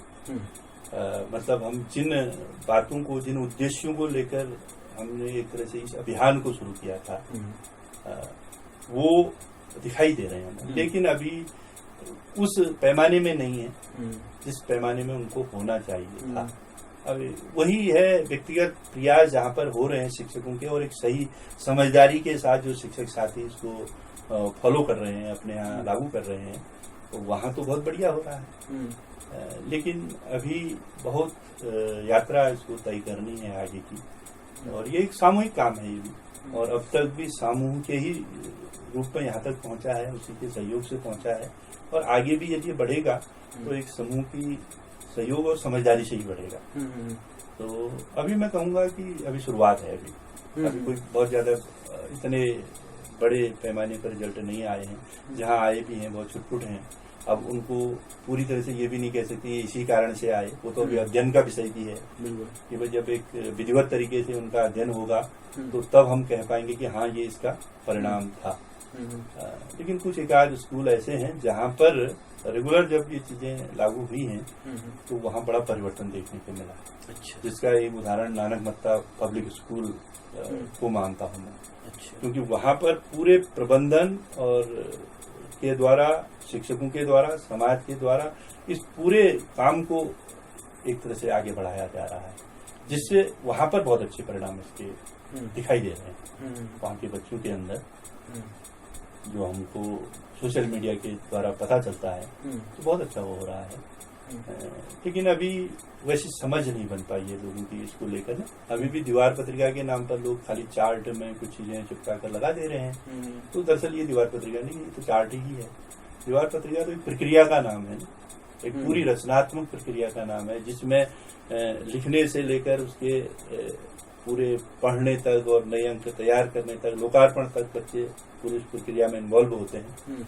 और वो बच्चों के ही द्वारा वो किया जाता है, उसमें उनको स्वायत्तता होती है और अपने तरीके से वो कर रहे हैं, पूरे आनंद के साथ कर रहे हैं, तब वो सही परिणाम, अपेक्षित परिणाम उसके दिखाई देते हैं। एक व्यक्तिगत सवाल है मेरा अपने लिए जी कि टर्निंग पॉइंट क्या था जीवन का? वैसे किस रूप में मैं, वैसे मेरा जीवन बड़ा सीधा सरल सपाट जीवन रहा है। मैं नहीं, ये अचानक से बौद्धिक आदमी बनने वाला ना, नहीं भौकाल सा बना हुआ है पिथौरागढ़ में। नहीं, ऐसा तो नहीं है। वैसे मैं अपने आप को बौद्धिक जैसा नहीं मानता हूँ। मैं तो एक कार्यकर्ता मानता हूँ अपने आप को। आप बौद्धिक कार्यकर्ता कह सकते हैं या शिक्षा का एक कार्यकर्ता कह सकते हैं, साहित्य का कार्यकर्ता आप मुझे कह सकते हैं, एक्टिविस्ट। बौद्धिक जैसा मैं खुद को नहीं मानता हूँ, क्योंकि जितना मैं पढ़ता जाता हूँ मुझे ये लगने लगता है कि अभी तो बहुत कुछ है जिसको मैं जानता। वो हम मान लेंगे। आप टर्निंग पॉइंट पे आइए, आपको क्या लगता है टर्निंग पॉइंट? नहीं, ये भी कुछ पढ़ने से ही वो टर्निंग पॉइंट आया। मैंने राहुल सांकृत्यायन को जब पढ़ना शुरू किया, राहुल सांकृत्यायन की बोलगा से गंगा, वो जो उनकी पूर्ण करती है, बिल्कुल पहली बार उसने मुझे एकदम अलग तरीके से सोचने को प्रेरित किया। फिर उनके बहुत सारे और मैंने छुटपुट आलेख पढ़े, उनका लिखा अन्य जगह पढ़ा। तो राहुल सांकृत्यायन ने जो है मुझे सोचने का एक नया प्लेटफॉर्म दिया, कहना चाहिए, एक नया रास्ता दिया। फिर उसके बाद तमाम जो पत्रिकाएं हैं, हंस है, कथादेश है, वागर्त है, और भी ऐसी जो लघु पत्रिकाएं हैं, कृतियोर है, ऐसी लघु पत्रिकाओं से जुड़ने के बाद फिर, या जनमत, एक दौर में समकालीन जनमत मैं नियमित रूप से पढ़ा। उस सबको पढ़ने के बाद फिर समझ में आने लगा। और उसके बाद फिर मैंने जो साहित्य, शिक्षा से संबंधित साहित्य जो पढ़ा, जैसे वसीली सुकोमनस्की, वसीली की जो किताब है रशियन, बाल हृदय की गहराइयां, वो पढ़ी, उसने मुझे बहुत प्रभावित किया। कृष्ण कुमार की एक किताब है राज समाज और शिक्षा, उसको पढ़ना। इस तरह की कुछ शिक्षा से संबंधित साहित्य, इसने एक समझ समाज को लेकर, शिक्षा को लेकर, बाल मन को लेकर मेरे अंदर पैदा की। और फिर मुझे लगा कि यार, क्योंकि जब मैं शुरू में शिक्षा में आया तो एकदम बहुत ट्रेडिशनल तरीके से मैं पढ़ा रहा था, ट्रेडिशनल तरीके से सोच भी रहा था, कोई हटकर नहीं। जो एक तरीका होता है, जो जिस तरीके से हम पढ़े बड़े, वही मैं भी अपना रहा था। लेकिन ये साहित्य पढ़ने के बाद मुझे लगा कि यार, जो मैं आज तक कर रहा हूँ ये तो काम ही नहीं है। दरअसल शिक्षक का काम तो कुछ और ही है। तो फिर उसके बाद मुझे लगा, जो मेरे अंदर ये थोड़ा सा प्रकाश पहुंचा है, अब ये मेरी भी जिम्मेदारी बनती है कि इस प्रकाश को मैं थोड़ा थोड़ा जितना हो सकता है दूसरों तक भी पहुंचाने की कोशिश करूं। ब्रह्मराक्षस नहीं बनना चाहते थे आप? तो वो कितनी कोशिश पता नहीं सफल हुआ नहीं हुआ, लेकिन ये जो तमाम चीजें हम करते हैं, हम कहूंगा मैं, क्योंकि मैं कहने में भी गड़बड़ है, क्योंकि ये मेरा अकेला का काम नहीं है। चाहे शैक्षिक दखल है, दीवार पत्रिका है, दीवार पत्रिका अभियान है, या पुस्तकालय अभियान है, ये सब हमारा एक सामूहिक प्रयास है। शिक्षक बहुत सारे एक तरह के सोचने वाले शिक्षक मिले और मिलकर हमने इसको आगे बढ़ाना शुरू किया है, और अभी ये विकास की प्रक्रिया में आगे बढ़ रहा है। आप तो काफी उम्र है, आपका इतना बड़ा काम है, और तो मौसम को बदलते कैसे देख रहे हैं आप? बिल्कुल, ये भी विस्तृत उत्तरीय सवाल है। ये मतलब हमारे इंटरव्यू का एक वो भी रहेगा, पॉइंट भी रहेगा। देखिए, ये तो बहुत भयंकर तरीके से बदल जा रहा है। हमें याद है, हमें बचपन में ये पता नहीं था कि पंखा कैसा होता है, हमें पता ही नहीं था, क्योंकि हमारे बचपन के दिनों में पंखा चलता ही नहीं था, उसकी जरूरत ही नहीं थी। और आज ये स्थिति है कि बिना पंखे के अब अंदर रहना कठिन हो गया है। तो मुझे तो लगता है यही इतना बड़ा सिम्टम है, इतना बड़ा एक उदाहरण है, लक्षण है, जिससे हम समझ सकते हैं कि मौसम कितने भयंकर तरीके से बदल रहा है ना। और भाई पूरा चक्र एक तरह से बदलता हुआ दिखाई दे रहा है। जाड़ों में जाड़ा नहीं हो रहा है, गर्मियों में गर्मी नहीं हो रही है ना। सब कुछ बड़ा उथल पुथल। और इस बार तो जो उमस है ना, ये उमस पहले हम इनका नाम सुनते थे, हम कहते वो सुनते थे कि यार मुझे बड़ा आश्चर्य भी होता था कि जब लोग कहते थे प्लेन में बारिश के बाद तो और आफत आ जाती, मैं समझ नहीं पाता था। मैं कहता यार ये कैसे होता होगा, बारिश तो ठंडक लाएगी। लेकिन इधर महसूस होने लगा है कि बारिश के बाद जो उमस होती है वो कितनी खतरनाक है, वास्तव में वो कैसी गर्मी है। ये उमस हमने महसूस नहीं की थी, बिल्कुल अब वो उमस हम महसूस कर रहे हैं, है ना। जाड़ों में शायद ही कोई साल होता होगा जब बर्फ नहीं पड़ती हो। जनवरी के महीने में मतलब 25 दिसंबर से 10 जनवरी के बीच में एक न एक बार बर्फबारी हुआ करती थी। अब बर्फबारी का नाम नहीं है ना। और ये सामने के जो चोटियां हमें हिमालय की दिखती थी ना, बिल्कुल सफेद होती थी, भरी होती थी लगदग। अब यहाँ से तो छोड़िए, मैंने मुनस्यारी में 2-3-4 बार चला गया हूँ मैंने मुनस्यारी से नजदीक से देख रहा हूँ कि वो काले होने लगे पहाड़। वो जो हमेशा सफेद हुआ करते थे जो पहाड़, अब वो काले होने लगे हैं, उनकी बर्फ पिघलने लगी है। तो अब इससे ज्यादा चिंताजनक क्या हो सकता है। वो नदी जो सिसरगाड़ मेरे बचपन की नदी है, जिसके किनारे हम खेला करते थे, मछलियां पकड़ा करते थे, ठीक है ना, वो अब केवल शीर्णकाय रह गई है। वो एक छोटी सी पतली सी धारा जैसी रह गई, जिसमें हम रोककर पहले खूब नहाया करते थे, जानवरों को नहलाया करते थे, है ना, छप छप करके अपना पूरा दिन उसमें गुजारते थे। आज वो नदी धारा बन चुकी है, एक पतली सी। तो ये सब बहुत भयंकर दिशा की ओर हम बढ़ रहे हैं। यदि इसी गति से देखो, हमारे देखते देखते इतना परिवर्तन हो रहा है, तो आने वाले कुछ सालों में तो और होगा। इसी गति से ये हो रहा है।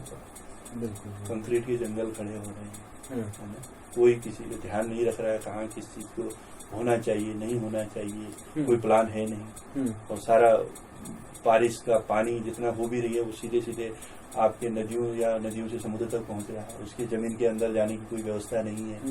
भूगर्भिक जल नहीं रहेगा तो क्या होगा, ये भी एक। और पिथौरागढ़ जैसी जगह में जहां हमने हैंडपंप देखे ही नहीं, अब वहाँ हैंडपंपों से पानी भी निकाला जा रहा है, लेकिन जमीन के अंदर पानी तो जा नहीं रहा है। तो ये हैंडपंप भी हमारे कब तक काम देंगे, ये भी चिंता का ही विषय है। बारिश हो नहीं रही है, जितनी हो रही है वो जमीन के अंदर जा नहीं रही है। तो ये तो निश्चित रूप से बहुत बड़ी चिंता का विषय है। उस पर तो हमें गंभीरता से सोचना चाहिए, लेकिन सोचा नहीं जा रहा है। बल्कि पर्यावरण की बात करने वाला आज विकास विरोधी कहला रहा है। यदि आप पर्यावरण के नाम पर कहीं किसी प्रोजेक्ट पर अंगुली उठाएं, प्रश्न उठाएं, तो ये कह रहे हैं कि विकास विरोधी लोग है ना। जो बचाओ बचाओ बचाओ कहा आपने, और वो थोड़ा कठिन हो गया है। बचाओ बचाओ बचाओ खरोलना, बचाओ के नाम पर भी वो खाली पेड़ लगा देने के से नहीं बचेंगे।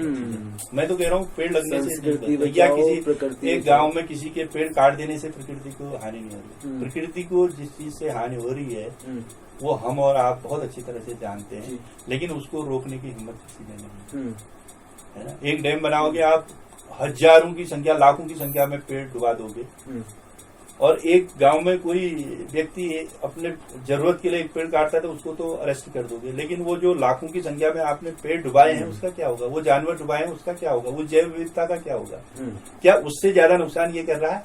अब मुझे तो कभी कभी ये भी एक पूरा नौटंकी लगती है कि भाई पर्यावरण को नुकसान कोई और पहुंचा रहा है, बचाने की जिम्मेदारी किसी और के सिर में डाल रहे हो आप। गांव वालों से कह रहे हो कि पेड़ मत काटो, पेड़ नहीं काटोगे तो पर्यावरण बच जाएगा। अरे भाई उसके जिंदगी भर जितने पेड़ नहीं काट रहा होगा वो उतना तो उससे कितने गुना ज्यादा तो एक प्रोजेक्ट खत्म कर देता है। वो क्या बचाएगा बताइए, उसके ऊपर कहाँ जिम्मेदारी डाल रहे हो आप। ये तो पूरा मतलब वैश्विक स्तर पर भी देखें ना आप, अमेरिका जैसे जो हमारे विकसित देश हैं, वो विकसित देश अब अपने यहाँ पर्यावरण की रक्षा करने के नाम पर जो तीसरी दुनिया के देश हैं, वहां पर उनसे कह रहे हैं कि आप पर्यावरण अपने यहाँ का वहां पेड़ लगाओ, वहां पर्यावरण बचाओ, ताकि वहां से उनके पर्यावरण को भी लाभ मिले। वो अपने जीवन शैली को बदलने के लिए तैयार नहीं है और जिम्मेदारी यहाँ डाल रहे हैं, थर्ड वर्ल्ड में या विकासशील देशों में तक वो जिम्मेदारी डाल रहे हैं, बल्कि अपने डंपिंग जोन के लिए वो यहाँ जगह ढूंढ रहे हैं इन देशों में। और वही हाल एक देश के स्तर पर भी हो रहा है, जहां से पर्यावरण को बचना चाहिए था वहां उसके लिए प्रयास न होकर हिमालय बचाओ किससे कहा जा रहा है, देख रहे हैं आप। उसके लिए क्या किया जा रहा है उसको देख रहे हैं आप, है ना। मेरे को एक ये समझ आ रही है कि जो दिख रहा है, जिन पे आप कह रहे हैं कि जो देख रहे हैं आप इनको छोड़ देते हैं, जो नहीं दिख रहा है वो बताएं आप। जो नहीं दिख रहा है, जो विलुप्त है और खरोड़ा जा रहा है बहुत कायदे से, कुछ ऐसा लग रहा है आपको कि कुछ जो नहीं दिख रहा है और अभी तक वो सामने नहीं आया है, कुछ ऐसा लग रहा है? नदी, जंगल, पेड़ तो ये दिख रहे हैं खरोड़ते हुए हमको, हिमालय पिघलता हुआ दिख रहा है, लेकिन इसके अलावा जो नहीं दिख रहा है, साहित्य भी खरोड़ा जा रहा है। अब अलग अलग स्तर पर साहित्य खरोड़ा जा रहा है। तो मतलब ये आपका बहुत गहरा प्रश्न है और मुझे लगता है कि इस पर तो हमें खुद भी चिंतन करना पड़ेगा। और इस रूप में मैं यही देखता हूँ, वो खरोड़ जो हो रही है ना, मेरे हिसाब से तो मुझे लगता है सबसे ज्यादा तो मानवीय मूल्यों के स्तर पर हो रही है खरोड़। हमारे अंदर की जो संवेदनशीलता है ना, जो मानवता है ना, जो मानवीयता है, जो वो खत्म कर दी जा रही है। यदि संवेदनशीलता बचेगी, हमारे अंदर मानवीयता बचेगी, मानवीय मूल्य बचेंगे, तो हम सब चीज के प्रति संवेदनशील होंगे। हम प्रकृति के भी प्रति संवेदनशील होंगे, हम समाज के सबसे निचले तबके के लोगों के प्रति, जो हास्य में लोग हैं, उनके प्रति भी संवेदनशील होंगे। हम महिलाओं के प्रति, दलितों के, जो भी मतलब ऐसा तबका जिसको हम शोषित उपेक्षित मानते हैं, उस सब के प्रति, उसमें प्रकृति भी आ जाती है ना, उसमें हमारा पर्यावरण भी आता है, जीव जंतु भी आते हैं। एक संवेदनशील व्यक्ति यदि संवेदनशील होगा, मतलब व्यक्ति संवेदनशील होगा, तो सब चीज के प्रति होगा। और असली खरोड़ तो इसकी ही हो रही है मेरे हिसाब से। जिस तरह से हमने आज व्यक्तिवाद भर दिया है उनके अंदर, वो मैं अपने लिए ही सोच रहा हूँ, मैं अपने परिवार के लिए ही सोच रहा हूँ, मैं अपनी प्रोग्रेस के लिए ही सोच रहा हूँ। हर आदमी एक दौड़ में लगा हुआ है कि सबसे आगे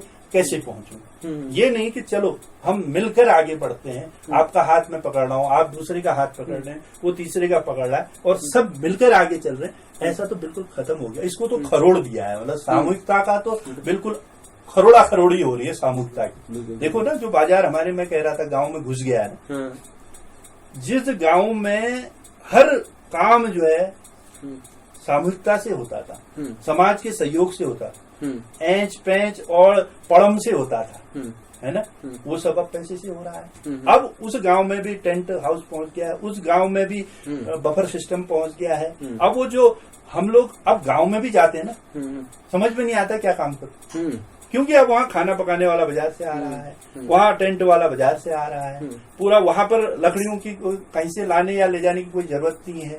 ठीक है, वहाँ सब्जी काटने, अब पहले जाते थे गांव में, जब किसी के घर में कोई कामकाज होता था तो सब लोग बैठ के लाओ भैया साग सब्जी काटते हैं, साग सब्जी काटने लग जाते थे। अब चलो भैया अब आटा गूंथने लग जाते हैं। ठीक है, अरे पानी नहीं है यार, चलो पानी लाते हैं, पकड़ो एक फोला, एक नौले से जो है पानी ले आते हैं, फिर पानी ला रहे हैं। तो वहां जाने का एक लगता भी था यार, चलो किसी के यहाँ पर गए हैं तो थोड़ा मदद भी होगी, और ये भी अपेक्षा रहती कि भाई मैं जाऊंगा तो मेरे यहाँ भी लोग आएंगे, है ना। तो ये तो सब खत्म हो गया। देखो अब दूर दराज गांव में भी वो चीजें पहुंच गई हैं। अब हर एक को ये रहता है अरे नहीं भी आएगा क्या फर्क पड़ रहा, मैंने भी तो।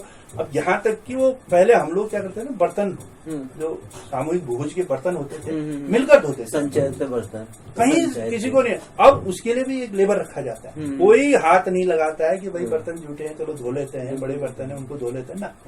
ये लगभग खत्म होता जा रहा है। आप जाते हैं, खाकर आते हैं, बधाई देते हैं और चले आते हैं। ज्यादा अब आपकी कोई भूमिका नहीं रहेगी गांव में कामकाज निभाने में, है ना। तो ये मुझे लगता है ये बड़ी जबरदस्त खरोड़ है, जो हमारा पूरा ये जो ढांचा था ना, एक सामूहिकता था, उसको खत्म कर दिया है। और इसमें मूल्यों के स्तर पर हुआ है चीजें, संवेदना के स्तर पर हुए हैं, वही है।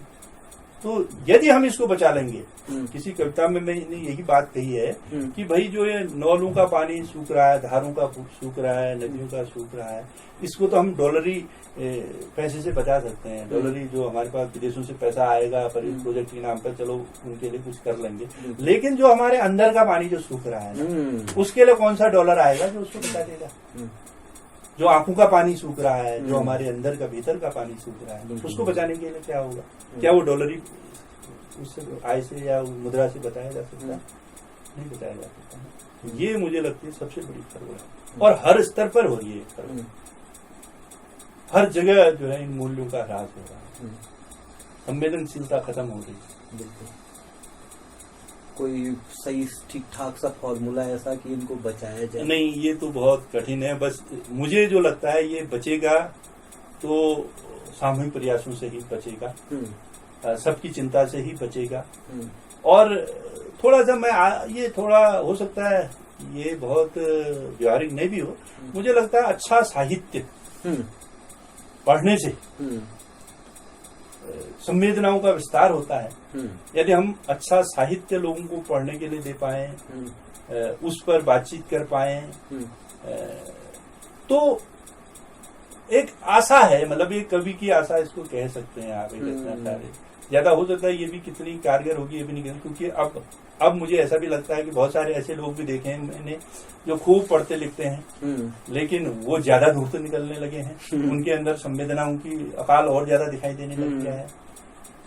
तो ये भी मुझे बहुत पहले लगता था ये, लेकिन अब इस पर भी मुझे उतना भरोसा नहीं रहा। फिर भी मुझे लगता है यदि आप पढ़ेंगे, बड़ी दुनिया आपके सामने खुलेगी, उसको समझेंगे, अलग अलग दृष्टिकोण होंगे आपके सामने, तो आप कहीं न कहीं उसमें से एक रास्ता, यदि आपके अंदर थोड़ी भी संवेदनशीलता बची होगी, तो एक रास्ता खोजेगी और एक उस बड़े सपने से खुद को भी जोड़ेगी। जो सपना बहुत सारे लोगों ने देखा, एक अच्छे समाज, एक अहिंसक, शांतिपूर्ण, समता समानता वाला समाज जिसमें सबको अपने तरीके से जीने की आजादी हो, न्याय हो, तो उसके लिए क्या पता वो सोचेगा और आगे बढ़ेगा, ऐसा मुझे लगता है। आपने भी कहा अब आज के समय की बात कह रहे हैं, तो इस समय मतलब इस उम्र के इस पड़ाव में, ये कुछ अजीब सा लग रहा है टर्म, लेकिन उम्र के इस पड़ाव में आप मतलब जीवन का अर्थ क्या पा रहे हैं? क्या लग रहा है आपको कि क्या था इसका अर्थ? ये तो बहुत दार्शनिक किस्म का दार्शनिक भी है, थोड़ा सा इसको, और बहुत जटिल भी है। और आपसे हम ये भी आशा कर रहे हैं कि जैसे सड़क तुम अब आई हो गाँव, इतनी सरलता से आपने कहा है, तो मैं चाहूंगा इसको अभी आप जवाब सरलता से दे दें। हाँ, वही अब मैं दूसरों के हिसाब से तो नहीं, मुझे खुद लगता है कि भाई यदि हम जिस समाज से लेते हैं, मैंने कहा ना पहले कि भाई मैं जो हूँ, मैं इस समाज की, बहुत से लोगों ने बनाया है ना। हाँ। मैं तो कहता हूँ लोग से लेता हूँ, मैं लोग को ही देता जी। यदि लोग के बारे में मेरा कोई वो है तो मेरा कुछ नहीं है। वो उनकी एक कविता है ना अरुण कमल की, सारा कुछ तो उनका है, मेरी तो केवल धार, कहते हैं ना, लोहा सारा उनका है, मेरी केवल धार। तो दरअसल हमारी तो केवल धार ही है। तो जिस समाज से मैंने लिया है, मैं उसको थोड़ा सा भी लौटा सका। मुझको बनाने में जो उसने पूरी मेहनत की है, जो दिया है, उसके बदले उसकी जो पूरी व्यापकता, समृद्ध वो परंपरा या जो भी कहिए आप, जो पूंजी है, उसमें थोड़ा सा मैं भी यदि योगदान कर सकूं, मैं तो यही मानता हूं कि यही जीवन की सार्थकता है। कुछ और आगे, वो आगे की ओर, हाँ, पीछे की ओर नहीं। लोग योगदान भी करते हैं लेकिन वो पीछे की ओर ले जाने वाला। यदि मेरे योगदान से थोड़ा समाज या लोग या जन थोड़ा आगे बढ़ जाए, उसके दुख दर्द परेशानियां कुछ कम हो जाए, तो मुझे लगता है कि चलो मैं मान लूंगा कि हाँ भाई मैंने जीवन थोड़ा सार्थक तरीके से जिया। नहीं तो जीवन तो सभी जीते हैं। मेरा तो ये मानना है कि जीवन तो हर जीव जंतु जीता है, हर प्रकृति की हर चीज जीवन पूरा करती है। लेकिन यदि हम मनुष्य जीवन की बात करें तो भाई तभी उसकी सार्थकता है जो अपने आने के बाद कुछ योगदान समाज को दे सके, पॉजिटिव दिशा में उसको ले जा सके, कि तो वही जीवन है मेरे हिसाब से। पता नहीं है वो कितनी सही है गलत है वो मैं कुछ नहीं जानता हूँ, मतलब मैं ये समझता हूँ, मेरा तो ये मानना है। आपको कैसा लगा बात करके? हाँ नहीं बहुत अच्छा लगा। आपको इस कैमरे में अपना अनुभव बोल देना है। नहीं बहुत ही अच्छा लगा, और इस तरह से खुलेपन के साथ बात होना ज्यादा महत्वपूर्ण होता है, बल्कि पहले से किसी तैयारी के साथ और कुछ खास प्रश्नों के साथ। तो अच्छा ये रहा कि इसमें हर तरह के प्रश्न जीवन से जुड़े हुए, व्यक्तित्व से जुड़े हुए, समाज से जुड़े हुए आपके द्वारा रखे गए, और बात से बात निकल गई, और कहीं यदि इसमें कुछ सार्थक निकल गया तो समाज के काम आ सकता है। वही जो मैं कह रहा हूँ कि समाज को कुछ एक कदम आगे ले जाने में, या उसमें कंकड़ मारने का जैसा कुछ काम हो जाए, तो यही बड़ी बात है। पर गिलहरी का जैसा योगदान जो हमारी परंपरा में कहा ही गया भाई, हमारी ये बहुत बड़ी बात लगती है वैसे मुझे ना हमारे परंपरा की, कि हमारे यहाँ छोटे छोटे योगदान को भी एक महत्व दिया गया है। तो गिलहरी का भी योगदान स्वीकार किया गया है। आप छोटे तो बस शायद समाज तो इसी तरह से आगे बढ़ता है, हर एक के छोटे छोटे योगदान से। तो ये भी एक तरह का योगदान है समाज के लिए। पता नहीं किसी के लिए टर्निंग पॉइंट भी हो सकता है, किसी के लिए दिशा बदलने वाला भी हो सकता है। मैं कह रहा हूँ ना, मैंने राहुल सांकृत्यायन पढ़ा और मेरे सोचने समझने की दिशा बदल गई, और उसके बाद फिर उसी तरह का और साहित्य पढ़ता गया, तो उसमें परिपक्वता आई, और अभी भी ये क्रम जारी है मेरा। मैं तो आज भी जो है लगातार नए विचार को एक्सेप्ट करने के लिए तैयार हूँ, और अपने को बदलने के लिए तैयार हूँ, है ना। मैं ये दावा नहीं करता हूँ कि जहाँ मैं पहुंच गया हूँ या जब जो मैं आज सोच समझ रहा हूँ वो अंतिम है, अंतिम सत्य जैसी बात पर मेरा कोई विश्वास नहीं होता है। और ये इस तरह के कार्यक्रम इस बात को साबित करते हैं, क्योंकि सत्य सबका अपना अपना होता है, अपने अपने तरीके से लोग व्यक्त करते हैं, पर अंतिम सत्य जैसा कुछ नहीं होता, वो हमेशा परिवर्तनीय है। आज जिसको हम सत्य मान रहे हैं, हो सकता है आने वाले समय में वो गलत भी साबित हो जाए, जिसको नैतिक मान रहे हैं वो अनैतिक हो जाए, है ना। वही जो पहले हमारे समाज के लिए नैतिक था, वो आज के दौर में वो अनैतिक हो चुकी है बहुत सारी चीजें समय के अनुसार, है ना। एक समय में भाई वो तमाम जो परंपराएं कर्मकांड थे ना, उनका पालन करना एक नैतिक कार्य भी माना जाता, नैतिक दायित्व भी माना जाता था। लेकिन आज वो बहुत भाई सती प्रथा आज अनैतिक है। एक दौर में सती प्रथा बहुत महिमामंडित की जाती थी, एक जरूरी हिस्सा थी, तो ऐसी बहुत सारी चीजें। इसलिए मुझे तो ये भी लगता है कि आदमी को हमेशा बदलने के लिए तैयार रहना चाहिए, मतलब किसी बात पर रिजिड नहीं होना चाहिए कि भाई ये कह दिया तो यही सत्य है, यही होना चाहिए। बदलना ही आधुनिकता। बिल्कुल बदलना बिल्कुल आधुनिकता का मतलब ही जो है बदलाव है ना। यदि आप एक जगह रह जाएंगे तो, और जो संस्कृति है ना, संस्कृति भी वो बदलाव का ही नाम है वैसे, एक नदी की तरह है संस्कृति। कुछ लोग संस्कृति को कुछ पुरानी चीजों की धरोहर के रूप में जैसा देखते हैं, मैं कहता हूँ गलत समझ है संस्कृति। संस्कृति तो एक बहती हुई नदी की तरह है, जिसमें अनेक धाराएं आती हैं, मिलती हैं, और उसको और आगे बढ़ा ले जाती है ना। तो इसी तरह का ये सब मामला है। तो आप लोगों का काम उसको और मजबूत कराएगा। उस नदी में एक और धारा प्रवेश करेगी जो संस्कृति की नदी है हमारी। तो इसके लिए मैं आपको साधुवाद भी देता हूँ कि आगे बढ़े, और इसमें और तमाम तरह के लोगों की बातचीत हो, और भी विविध पहलुओं पर चीजें शामिल की जाए। बिल्कुल। और बहुत बहुत धन्यवाद आप लोगों ने मुझे बात करने का अवसर दिया, अपनी बात कहने का मौका दिया। ठीक है सर, नमस्कार।